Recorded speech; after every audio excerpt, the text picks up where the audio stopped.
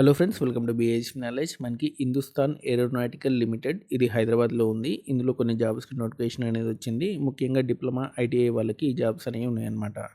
వీటికి సంబంధించి పూర్తి వివరాలు ఈ వీడియోలో క్లియర్గా ఎక్స్ప్లెయిన్ చేస్తాను. వీడియో ఎండింగ్ వరకు చూడండి. అండ్ ఎవరైతే ఫస్ట్ టైం నా ఛానల్ చూస్తున్నారో తప్పకుండా సబ్స్క్రైబ్ చేయండి. అంతేకాదు మన టెలిగ్రామ్ ఛానల్లో కూడా కంపల్సరీ జాయిన్ అవ్వండి. అండ్ ఫస్ట్ వచ్చేసినైతే మనకి దీనికి సంబంధించిన నోటిఫికేషన్ అనేది మనకి 7th వచ్చిందనమాట. అండ్ ఇందులో ఉన్నటువంటి జాబ్స్ ఒక్కొక్కటిగా చెప్తాను చూడండి. డిప్లొమా టెక్నీషియన్ మెకానికల్ అనమాట 8 జాబ్స్ ఉన్నాయి. డిప్లొమా టెక్నీషియన్ మెకానికల్ ఎఫ్ఎస్ఆర్ అనమాట 2 జాబ్స్ ఉన్నాయి. డిప్లొమా టెక్నీషియన్ ఎలక్ట్రికల్ అనమాట 2 జాబ్స్ ఉన్నాయి. డిప్లొమా టెక్నీషియన్ ఎఫ్ఎస్ఆర్ అనమాట 3 జాబ్స్ ఉన్నాయి. డిప్లొమా టెక్నీషియన్ ఎలక్ట్రానిక్స్ సంబంధించి 21 జాబ్స్ అనేవి ఉన్నాయి. డిప్లొమా టెక్నీషియన్ ఎలక్ట్రానిక్స్ ఎఫ్ఎస్ఆర్ వచ్చి 14 జాబ్స్ ఉన్నాయి. అండ్ ఆ తర్వాత వచ్చేసినట్టు మనకి డిప్లొమా టెక్నీషియన్ కెమికల్ వచ్చేసినైతే ఒక జాబ్ ఉంది. అండ్ ఆపరేటర్ జాబ్స్ అనమాట ఇవి 2 ఉన్నాయి మెకానికల్ సంబంధించి. ఆపరేటర్ ఫిట్టర్ వచ్చేసినైతే మనకు ఒక జాబ్ ఉంది. ఆపరేటర్ పెయింటర్ వచ్చేసినైతే 2 జాబ్స్ ఉన్నాయి.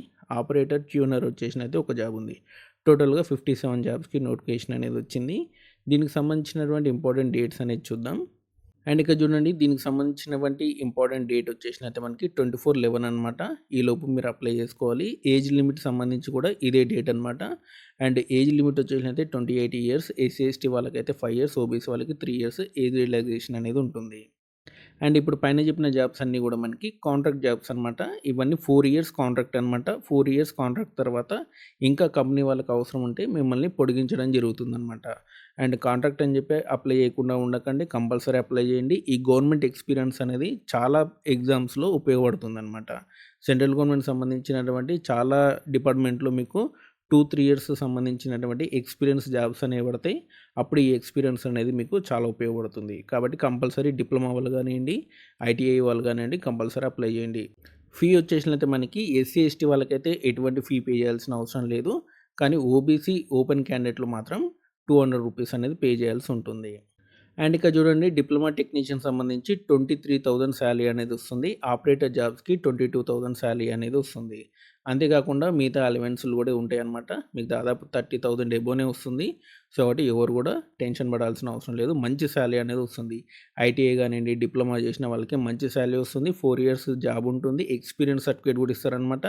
ఈ సర్టిఫికేట్తో మీరు సెంట్రల్ గవర్నమెంట్లో చాలా జాబ్స్కి అప్లై చేసుకోవచ్చు. అండ్ ఇక్కడ చూడండి, మిమ్మల్ని టెస్ట్ ద్వారా తీసుకోవడం అనేది జరుగుతుంది. అండ్ December 22 నాడు మీకు టెస్ట్ అనేది ఉంటుందన్నమాట. ఈ టెస్ట్ ద్వారా తీసుకోవడం అనేది జరుగుతుంది. అండ్ పైన చెప్పిన జాబ్స్ అన్నిటి కూడా క్వాలిఫికేషన్స్ అన్నీ కూడా మీకు నోటిఫికేషన్లో క్లియర్గా ఉన్నాయి. ఒకసారి చూసుకోండి. అంతేకాదు ఎగ్జామ్ సంబంధించినటువంటి సిలబస్ కూడా నోటిఫికేషన్లో క్లియర్గా ఉంది. And online application link, notification link మీకు డిస్క్రిప్షన్లో ఇస్తాను, చూసుకోండి. అండ్ ఎవరైనా డిప్లొమా కానివ్వండి, ఐటీఐ స్టూడెంట్స్ ఉంటే వాళ్ళకి ఈ నోటిఫికేషన్ కూడా ఫార్వర్డ్ చేయండి. ఓకేనా? ఈ వీడియో కానివ్వండి, నోటిఫికేషన్ కానీ ఫార్వర్డ్ చేయండి. Okay, thanks for watching. And మీకు ఈ వీడియో నచ్చితే లైక్ చేయండి, షేర్ చేయండి, మన ఛానల్ తప్పకుండా సబ్స్క్రైబ్ చేయండి. అంతేకాదు మన టెలిగ్రామ్ ఛానల్లో జాయిన్ అవ్వడం మర్చిపోకండి. Thanks for watching.